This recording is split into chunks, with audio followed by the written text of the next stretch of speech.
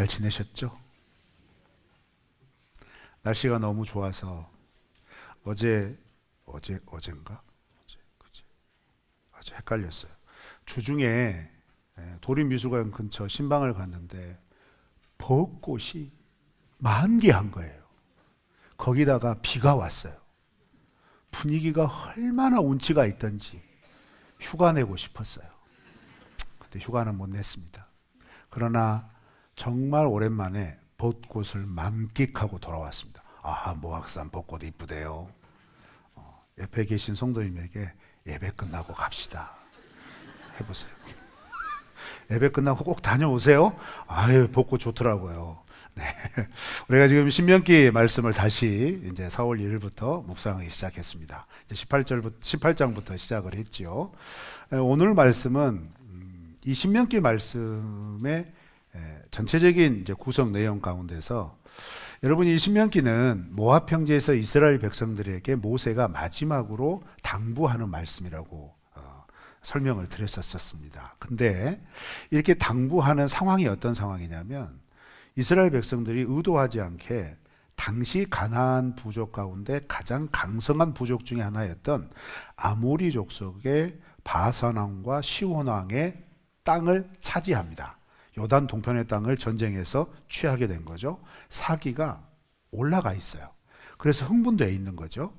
그래서 언제든지 이제 가나안 땅으로 진군 그러면 와 몰려가서 가나안 땅을 정말 차지할 기세입니다. 그런데 하나님께서는 모세를 통하여서 캄다운을 시키고 계시는 거예요. 캄다운을 시키면서 무엇을 말씀을 하시냐면 너희가 가나안 땅에 들어가서 이렇게 살아야 한다라는 거예요. 지금 전쟁하는 것보다 더 중요한 건 전쟁 이후가 더 중요하다는 거예요. 그러면 여러분, 이 말의 전제는 뭐겠어요? 가나안 땅은 하나님이 너희에게 이미 주신 땅이라는 거죠. 그래서 지금 급하게 내가 하고 싶고 지금 덤비고 싶은 일에 집중하지 말고 하나님이 그렇게 차지하게 하실 땅에 들어가서 어떻게 살아가야 할 것인지를 먼저 들으라는 겁니다. 왜냐하면 모세는 가나안 땅에 함께 들어가지 못해요. 그래서 모세에게는 이제 가르칠 시간이 얼마 남지 않은 겁니다. 그러나 모세가 중요한 이유는 뭐냐면 모세는 하나님께 직접 하나님의 율법을 받은 사람이에요. 하나님과 대화해서 직접 받아서 이스라엘 백성들에게 전했던 사람이거든요. 그러니까 그 생생한 증인의 증언을 이제 들을 기회가 없다는 거예요. 그래서 모세는 마지막 심정으로 가나안 땅에 들어가서 이렇게 살아야 한다라고 가르칩니다. 그런데 그 가르치는 내용은 큰 틀이 뭐냐면 10계명입니다. 10계명을 쭉 풀어주는 거예요. 그래서 하나님을 사랑하는 것과 이웃을 사랑하는 것에 대해서 어떻게 가나안 땅에서 구현하며 살아가야 할 건지, 그걸 믿음으로 감당하며 어떤 태도로 살아가야 될 것인지를 쭉 얘기해 가고 있는 겁니다.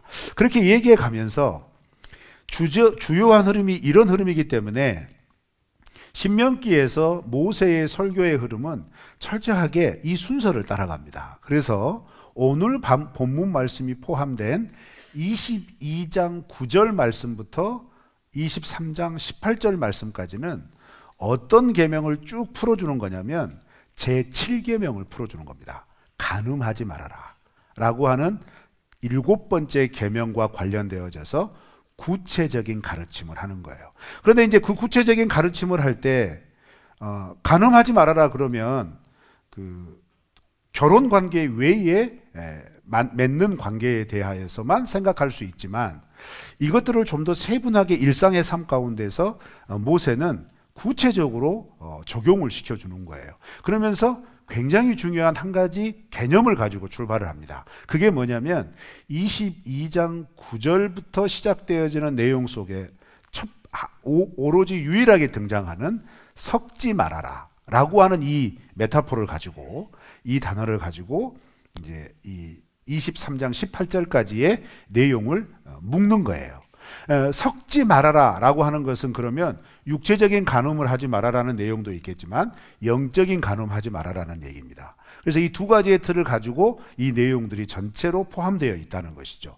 그래서 살펴보면 그거예요. 22장 9절 말씀부터 11절 말씀은 포도나무 사이에 다른 씨 뿌리지 말아라. 이 얘기하고 있어요. 그렇게 출발을 하고요. 그 다음에 소와 나귀가 밭을 갈게 할 때 소, 나귀 함께 한 멍에를 맺지 말아라. 한 결의에 묶어서 밭 갈지 말아라. 이 명령을 하는 겁니다. 그게 이제 이어지고, 그 다음에 양털실과 무명실을 섞어서 직제하지 말아라. 그렇게 옷감 짤지 말아라 할 것을 말씀하는 부분이 22장 9절부터 11절 말씀이에요. 그것은 예를 든 건데 핵심은 뭐냐? 다른 거 섞지 말아라 이 말이에요. 다른 거 섞는 것이 하나님 앞에서 간음이라는, 간음과 같다 이 말이죠. 순수함을 지켜라 이런 의미가 담겨 있는 거고, 그 다음에 이제 더 아주 구체적으로 이제 직접적으로 나오는 게 22장 13절부터 30절 말씀입니다. 분량이 굉장히 많죠. 그게 뭐예요? 진짜 간음하지 말라는 거. 우리가 알고 있는. 그래서 결혼 관계 외의 관계에 대한 하나님의 정의, 그리고 거기에 대한 처벌. 처벌은 복잡한 것 같지만 아닙니다. 간음하면 돌로 쳐 죽여라 라는 거예요. 살벌하죠. 지금 이 세상은 간통이 없어진 지, 간통이 죄로 했던 법에서 없어진 지 오래입니다. 그렇죠? 이런 세상의 가치와 비교해 봤을 때 분명히 구별이 되는 말씀인 거예요. 그래서 결혼 관계 외에 다른 관계를 맺는 것에 대해서 하나님께서 심각하게 경고하시는 거예요. 자, 그런데 제가 말씀드렸죠. 이 말씀은 가나안 땅에서 들어간 이스라엘 백성들이 살아내야 할 삶의 지침들이라는 얘기예요. 그 말은 이스라엘 백성들이 지켜야 할 거라는 거예요. 그럼 이스라엘 백성들 안에 가나안 땅에 들어가서 이러한 삶을 살게 될 수밖에 없는 상황들이 펼쳐진다는 건가? 뭐 그렇다는 것이죠. 그런 것을 예견을 하고 있다는 거죠. 그래서 여러분, 우리가 머릿속으로 한번 이스라엘의 지리적인 위치를 한번 상상해 보시기를 바라요. 이스라엘의 지도를 보면은 가나안 땅이 어디에 위치해 있냐면요, 세 개의 대륙을 잇는 지점에 위치하고 있습니다. 세 개의 대륙을 잇는 위치, 아프리카, 유럽, 아시아를 잇는 이 지역에 위치한 땅이에요. 특히 아프리카에서 아시아로 진출하려고 할 때 육로를 통해서 갈 수 있는 유일한 통로입니다. 그죠? 그리고 아프리카에서 유럽으로 가기 위하여서 교두보를 확보하기 위한 육로는 이 가나안 땅을 반드시 거쳐서 오늘날의 터키 땅으로 들어가야 돼요. 그렇죠? 그러니까 가나안 땅의 위치는 어떤 상황이든지 그 길을 지나가는 사람들의 다양한 문화에 노출될 수밖에 없다는 거예요. 또 중요한 사실은 서쪽으로는 지중해가 위치해 있지만 나머지 북쪽, 동쪽, 남쪽은 다 다른 이방 민족으로 둘러싸여 있습니다. 그렇죠? 그러니까 거기에 정착하며 살 때 이스라엘 백성들이 그 주변 민족의 문화를 쉽게 받아들일 수밖에 없는 위치에 있다는 거예요. 왜요? 왕래가 빈번하니까요. 왕래가. 그러니까 이런 상황 가운데 있고 이런 위치 가운데 있는 이스라엘 백성들이 살아가야 할 땅에 이제 이스라엘 백성들이 들어가게 되면 영향을 안 받을 수밖에 없다는 겁니다. 안 받을 수밖에 없는 거죠. 그래서 미리 지금 우리의 이해하기 쉬운 용어로는 단도리를 시키고 있는 거예요. 절대 그러면 안 된다라는 거예요. 그러나 아쉽게도 이스라엘 백성은 이러한 아주 엄중한 단도리에도 불구하고 이 길을 따라가 버리고 맙니다. 이 길에서 실패하고 말죠. 그런 겁니다. 그리고 또 이제 그런 결혼 생활에서의 순결함, 정결함을 강조하는 말씀이 끝나고 오늘 본문 말씀 23장 1절부터 18절까지는 또 약간 네 부분으로 나눌 수 있습니다. 1절 말씀부터 8절 말씀은 여호와의 총회가 섞이면 안 된다. 여호와의 무리가 섞이면 안 된다는 말이고, 그리고 이제 9절 말씀부터 14절 말씀은 전쟁을 하러 출정을 했을 때 그 군대의 진영 안팎이 정결해야 한다. 그 거룩함을 유지하기 위해서 어떤 지침들을 지켜라. 이런 내용이고, 그리고 이제 17절 말씀부터 15절, 16절 말씀은 어떤 내용이냐면 압제당하는 자를 보호해 줘야 된다는 거예요. 종이 도망쳐 왔을 때 그 종을 다시 돌려보내지 말고 살 수 있도록 배려해 줘라. 그리고 17절, 18절 말씀은 또 이제 당시 가나안 종교의 전통적인 제의 형식에 따라서 물들 수밖에 없는 성전 창기가 되지 말아라는 거예요. 성전에서 이방 신전을 섬기기 위하여 하는 제의 형식인 매음을 행하기 위하여 이스라엘 청년 남자든 여자든 그 창기가 되어서는 안 된다. 이것은 일반적으로 매춘을 얘기하는 게 아니고요. 종교적인 신전의 성전 창기가 되지 말아라. 이겁니다. 그런데 이제 여기에 보면 또 그런 말이 있죠. 그런 창기를 함으로써 수입을 얻을 수 있었나 봐요.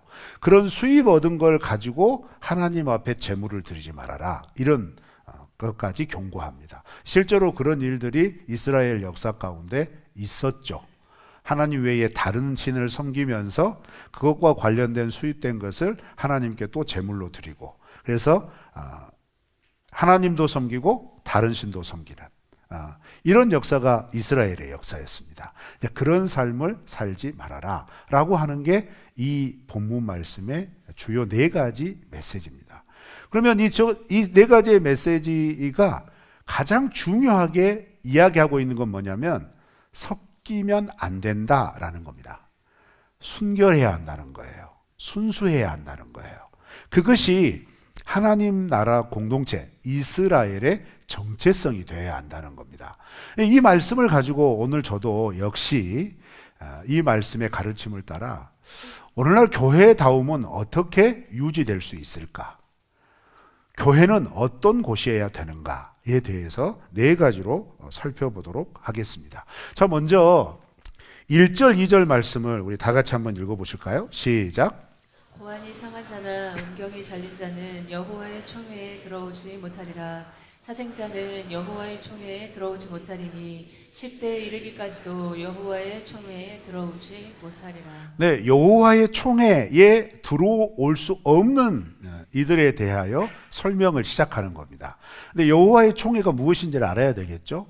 오늘날 교회의 공동의회인가? 이렇게 생각할 수 있겠지만 그게 아니고요. 이 여호와의 총회라고 하는 말은 카할 여호와라는 말인데요. 카할이라고 하는 히브리어입니다.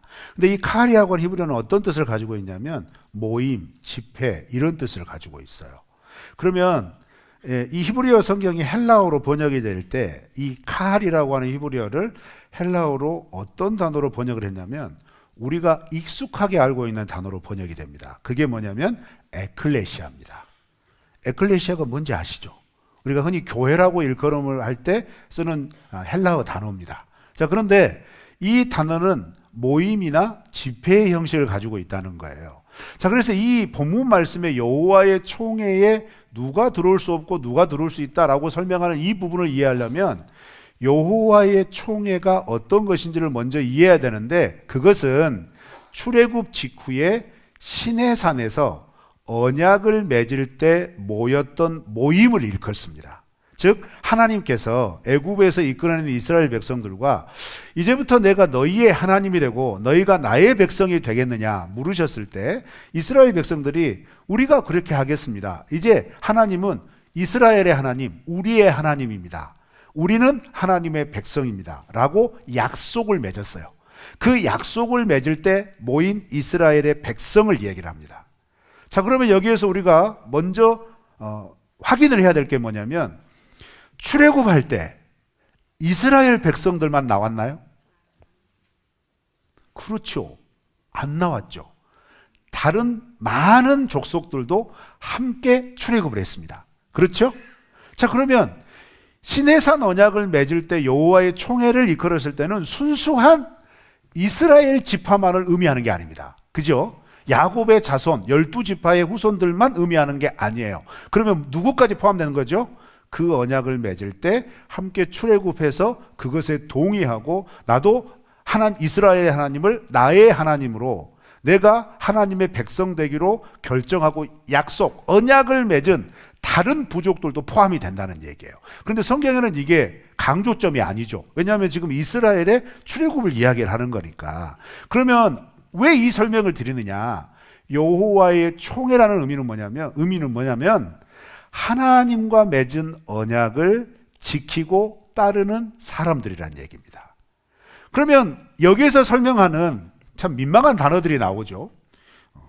고환이 상했거나 음경이 부러졌거나 그 다음에 사생하나 이런 표현이 나와요. 그럼 이런 표현은 무슨 표현이냐? 이 하나님과 맺은 하나님이 나의 하나님이 되시고 나는 하나님의 백성입니다라고 하는 이 약속을 저버리는 사람은 들어올 수 없다는 거예요. 그래서 이스라엘 백성들이 가나안 땅에 들어갔을 때 가나안의 문화를 받아들여서 가나안의 우상을 섬기기 시작하고 그 우상을 섬기는 자연스러운 방법 가운데 어떤 종교는 자기의 생식기에 이런 상처를 내는 종교가 있단 말이에요. 그렇게 함으로써 내가 그 신을 섬긴다는 표시를 하는 그런 우상들이 있다 이 말이에요. 그럼 무슨 말이에요? 우상 숭배하는 자라는 얘기예요, 이 말은. 그리고 사생아라는 의미는 뭐냐면 가나안 종교 가운데 아까 우리가 17절 18절을 제가 설명을 하면서 성전 창기가 있었다고 그랬잖아요. 성전 창기가 있었다는 얘기는 무슨 말이에요? 거기에서 아버지가 누군지를 모르게 성전에 여자 창기가 임신하여 낳은 아이들을 얘기하는 겁니다. 그 아이들은 하나님과의 언약 공동체에 들어올 수 없다 이렇게 얘기하는 거예요. 그리고 이제 족속을 예로 들어서는 암몬과 모압 족속은 들어올 수 없다. 그러면서 설명을 하죠. 출애굽하는 과정에서 가나안 땅에 들어가기까지 암몬과 모압 족속은 이스라엘 백성들을 어떻게 했어요? 방해했어요. 뒤에 따라오는 힘없는 처진 사람들을 공격했던 족속들이란 말이에요. 그래서 하나님은 모압과 암몬 족속에 대해서 너희들이 영원히 멸할 거다라는 이미 저주를 선포했어요. 그러니까 10대가 지라도 들어오지 못한다. 이 말은 무슨 말이에요? 하나님이 약속하신 대로 진멸될 족속이라는 의미죠. 그 다음에 에돔과 애굽 족속은 3대가 지나면 들어올 수 있다. 이 자격을 하는 건 뭘까요? 에돔은 원래 이스라엘의 형제였고 애굽은 이스라엘이 객이 되었던 나라라는 거죠. 그 말은 뭐냐면 긍정적인 의미로 그렇게 이민 가서 힘들게 살았을 때 그 애굽이 터전을 제공해 줬잖아요. 그래서 그 나그네 되었을 때 도와준 걸 기억하고 외면하지 말아라. 그런 사람들이 만약 하나님이 하나님 되시고 그 하나님을 나의 하나님, 나는 그의 백성이라고 하는 이 언약을 맺는다면 3대가 지나고 나서는 들어올 수 있다. 이런 의미가 되는 거예요. 그 말은 무슨 말이냐면요. 왜 3대일까? 그것은 에돔이나 애굽에서의 삶의 찢기들이 털어져 내어지고 하나님 나라 백성다운 삶의 양식이 온전히 입혀지는 최소한의 시간, 그것을 3대로 본 겁니다. 여러분, 문화라는 건 쉽게 변하지 않잖아요. 그렇죠. 혹시 우리 성도님들 중에 예전에 불자시다가 이렇게 예수님 믿으시면 기도할 때 어떻게 기도하시죠? 이렇게 하시잖아요. 그럼 우리는 저 사람 기도를 저렇게 하지? 막 그렇게 할 수 있잖아요. 그렇게 하지 마세요. 이게 기도잖아요, 그분들에게는. 그게 문화인 거예요. 그 다음에 또 뭐죠? 천주교 다니시다가 개신교로 옮기신 분, 습관 되신 분들은 어때요? 기도하고 나서? 이렇게 하잖아요. 딱 이렇게. 이렇게 하잖아요. 이게 양식이라는, 그러니까 하나님의 백성 되기 이전에 내가 하나님과 상관없이 살았을 때 내 몸에 입혀졌던 것들이 쑥 빠지는 시간이라는 거예요. 그러면 3대가 지난다는 건 뭐예요? 여러분, 그렇게 결정한 당사자도 그 시간이 지나면 들어올 수 있다는 얘기예요.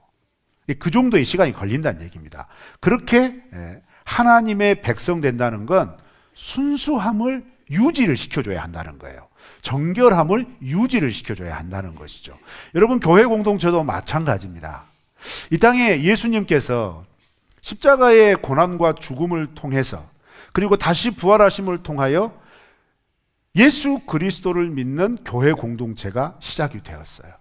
그럼 그렇게 시작된 교회 공동체는 성경의 흐름을 통해 보면 가장 먼저 누구와 구별이 됐느냐? 유대인의 관습과 구별이 됐습니다. 그렇죠? 그리고 1세기 당시에는 헬라인의 관습과 구별이 된 거예요. 그런데 이렇게 구별된 것들이 얼마나 이질적이었는지 유대인에게도 핍박을 받고 헬라인에게도 핍박을 받았어요. 그게 그리스도인 된 공동체에 속한 성도들이 짊어져야 할 고된 십자가였어요. 근데 오늘날 교회는 어떤가요? 오늘날 교회에서 적어도 대한민국에서 교회를 다니는 것 때문에 정치적으로나 그리고 법적으로나 사회적으로나 뭐 이런 것들에 대해서 공식적인 제도로 핍박은 아직 받지는 않습니다. 그렇지만 여러분, 그런 상황은 아니지만 우리나라에서는 지금 이제 교회를 다니고 예수 그리스도를 믿는다는 것은 마이너가 되어져 가고 있어요. 즉 주류에서 벗어나고 있다는 얘기죠. 그 말은 무슨 말일까요? 눈치를 보기 시작하는 시대에 이미 접어들었다는 겁니다. 그러면 예수 믿는 사람이 일상에서 살아갈 때 나 예수님 믿습니다 라고 떳떳하고 당당하게 고백한다는 건 그만큼 사람들의 인식이나 관계에서 반드시 무언가의 영향을 받을 수 있다는 거예요. 그럼에도 불구하고 나를 구원하여 주신 예수 그리스도를 믿는 그 믿음의 신앙을 지키기 위해 그런 사람들의 시선이나 내가 속해 있는 조직이나 관계 속에서 예수님을 믿는 사람답게 살아가는 삶의 양식을 순수하게 지키며 살아가는 것이 오늘날 교회다움을 지켜나가는 중요한 지표가 될 줄로 믿습니다.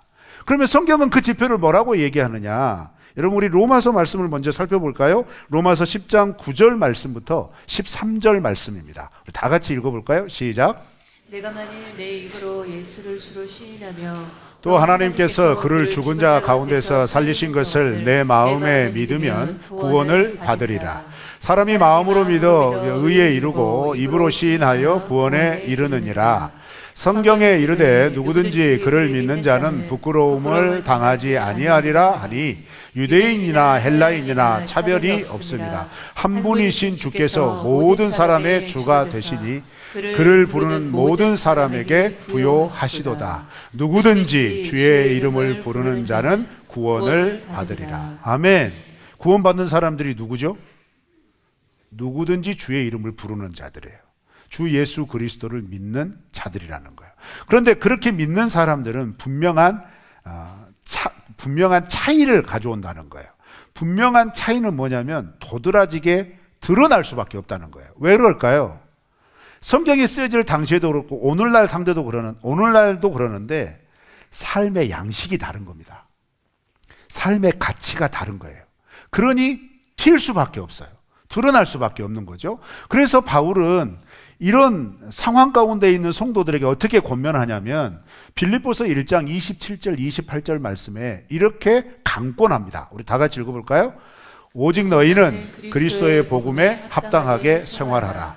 이는 내가 너희에게 가보나 떠나 있으나 너희가 한 마음으로 서서 한 뜻으로 복음의 신앙을 위하여 협력하는 것과 무슨 일에든지 대적하는 자들 때문에 두려워하지 아니하는 이 일을 듣고자 함이라.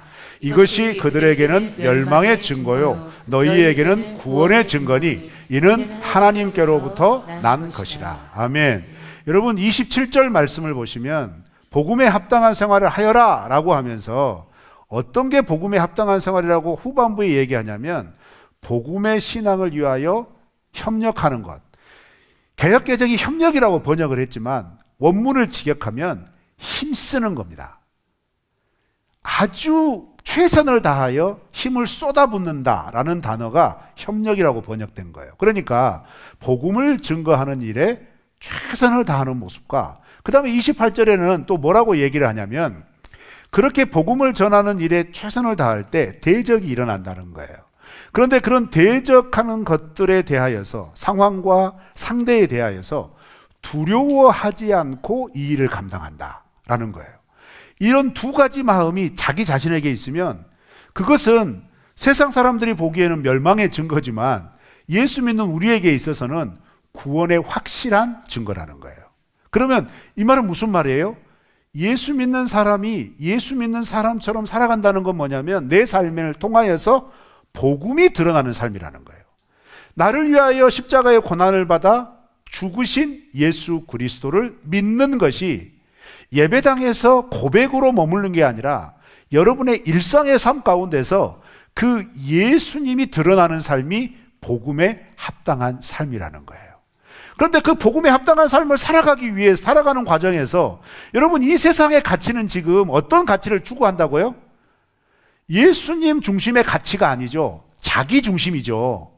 특히 신명기 본문 말씀은 어떤 계명을 푸는 거라고 말씀드렸어요? 간음이요, 간음. 간음하지 말라. 우리나라는 간통죄가 없어진 지 몇 년 됐습니다. 이제 형사법이 아니라 민사로 다뤄야 할 문제예요. 그러니까 죄의식이 없어요. 그냥 까짓 거 물질로 해결하면 되지. 이런 도덕적인 저지선도 이미 넘어져 버린 세상이죠. 사회 속에 우리가 살고 있어요. 또 더 나아가서 성과 관련된 문제에 간음과 관련된 건 또 뭐가 있겠어요? 동성애 문제도 포함이 됩니다, 여러분. 그렇죠. 지금 우리나라는 심각한 도전 가운데 있어요. 그러면 여러분 그 가운데서 우리는 어떻게 살아야 되냐 이 말이에요. 당연히 성경에 기록한 말씀대로 나는 세상이 그런 유행을 따라가고 세상에 그런 가치에 함몰이 되어 있어서 마치 그렇게 살지 않으면 죄송해요. 조금 뒤처지는 것처럼 보여도 괜찮습니다. 나는 하나님 나라에 속해 있습니다. 나는 하나님의 은혜 가운데 살고 있습니다. 세상이 나를 그렇게 어리숙하게 보여도 괜찮습니다. 나는 예수 믿고 사는 사람입니다. 라고 그 정체성과 순수함을 지켜나가야 한다는 거예요. 그것이 교회다움이라는 겁니다. 그러니까 여러분 이 교회다움은 여러분 각자가 교회라는 사실을 내가 받아들이고 신뢰했을 때, 그리고 그 교회를 지키시는 성령 하나님이 나와 함께 계시고 그 성령 하나님의 인도하심을 따라서 하나님의 말씀을 따라 살아가는 것이 매우 당연한 것을 받아들이는 자들에게 나타나는 선명한 정체성이라는 거예요. 세상이 아무리 나를 비방해도 나는 하나님의 말씀을 따라 살겠다라고 고백하는 사람이라는 거예요. 그 고백이 부끄럽지 않기 위하여서 예수님이 우리의 삶 가운데 말씀하신 삶의 윤리, 하나님을 사랑하는 것과 이웃을 사랑하는 가치를 동일하게 두어서 내 삶 속에서 일상 속에 하나님의 윤리를 실천하는 사람이란 말이에요. 여러분 우리 교회가 그런 교회이기를 바랍니다. 더 넓게 너무 좋은 교회다 했을 때 좋은 이유 3가지만 얘기해 보세요. 딱 했을 때 여러분 어떻게 얘기하시겠어요? 교회 건물 좋습니다. 목사님이 보기 드물게 키가 큽니다. 또 뭐라고 해야 되지? 가니까 교회 이쁘게 잘 지어놨대요. 겉모습보다 안에 들어가면 더 오밀조밀합니다. 어떻게 그렇게 지었대요? 근데 거기는 프로그램도 좋아요. 야, 어떻게 그런 걸 생각했을까요? 여러분 요거 자랑 아닙니다. 이런 거 정체성 아니에요. 정말 중요한 정체성. 더 온누리교회 성도들은 말씀을 지키려고 합니다. 여러분 이게 교회다움인 거예요. 말씀을 지키기 위하여 기꺼이 세상 속에서 손해봅니다. 좀 마음이 자존심이 상해도 괜찮다고 받아들일 수 있는 겁니다. 왜요? 우리는 세상의 가치로 사는 게 아니고 하늘의 가치로 사니까요. 그래서 세상 사람들이 나를 무시해도 괜찮아요. 오히려 당신이 하늘의 가치를 모르고 하나님 나라에 몰라서 너무 아쉽네요. 여유롭게 받아들일 수 있는 그런 성숙함, 그게 교회다움 아닐까요? 우리가 그렇게 살아가시기를 축원합니다. 그리고 이제 오늘 본문 말씀 그 다음 이어지는 건 이렇게 섞이지 않기 위하여서 지켜야 할 태도를 얘기하는 거예요. 여러분 군대가 출정했는데 오늘 말씀에서 9절부터 14절 말씀 어떤 얘기하는 거예요? 안에서 참 설명하기 민망한, 잠자다가 그랬단 말이에요. 그 꿈속에서 그렇게 한 거, 설명해. 아무튼 넘어가요. 그런 일 벌어지면 어떻게 하라는 거예요? 그런 것이라도 여러분 이 상황은요 지극히 개인적인 거예요. 그런데 잘 생각해 보세요. 지극히 개인적인 것이 일어났는데 짐 밖으로 가서 하루 동안 있다가 정결 의식을 거치고 들어와라. 이렇게 하기 위해서는 나의 그런 상태를 먼저 드러내야 돼요? 드러나지 말아야 돼요? 10부장한테 보고해야죠. 예, 50부장한테 보고해야죠. 그 100부장한테 보고해야 되는 겁니다.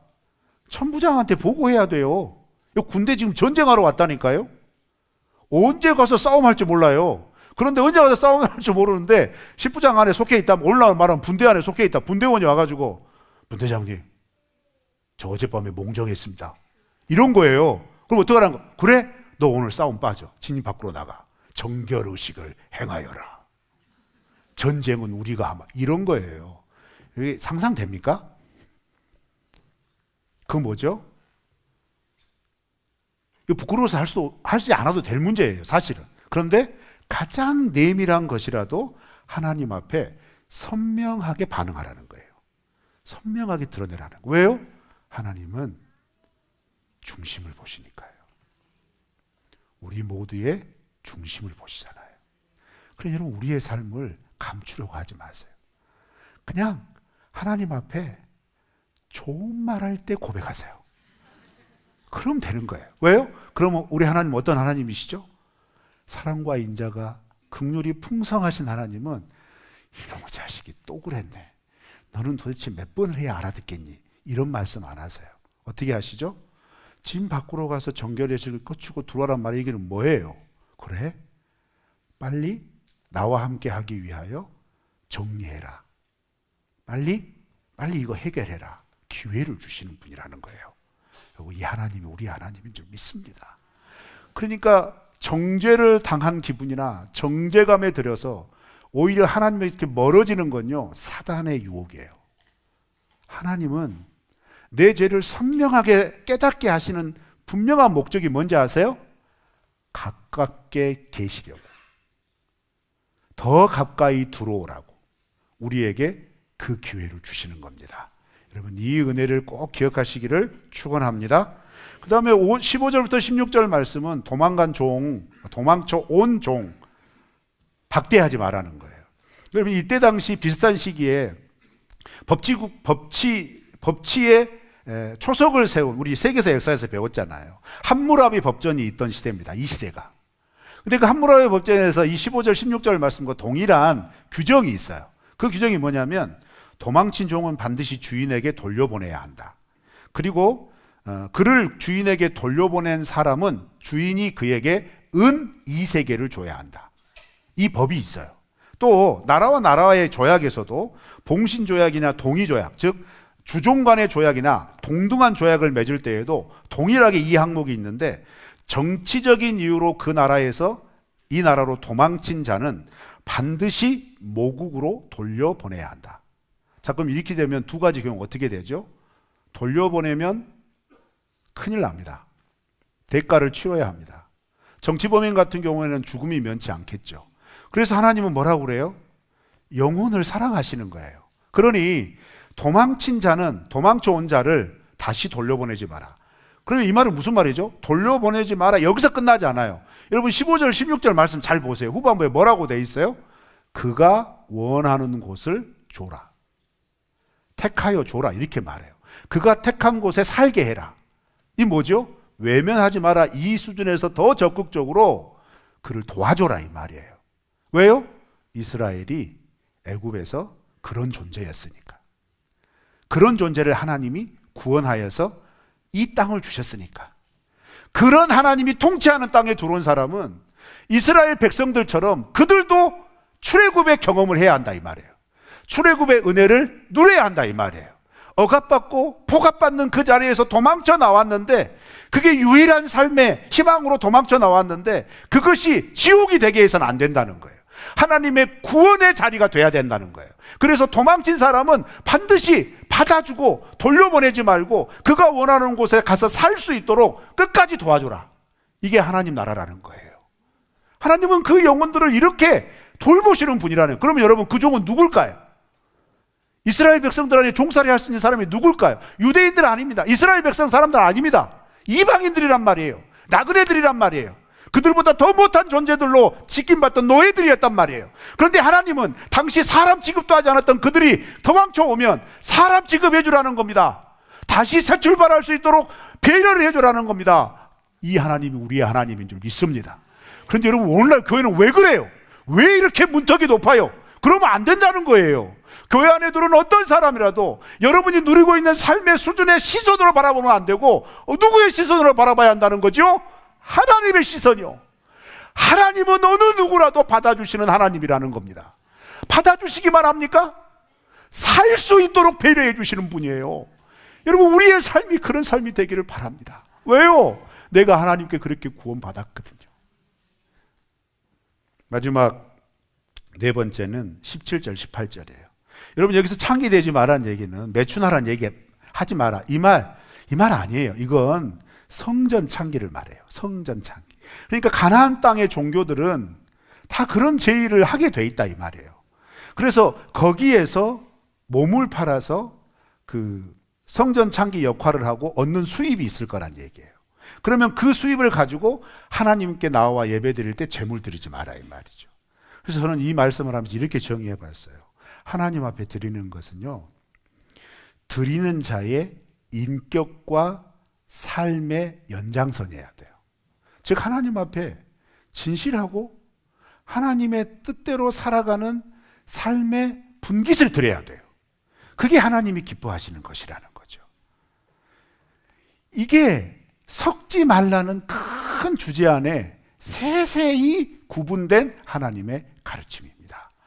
사랑하는 성도 여러분, 우리가 이렇게 교회다움을 유지하기 위해 신실하고 진실하고 거룩하게 살아가시기를 축원합니다.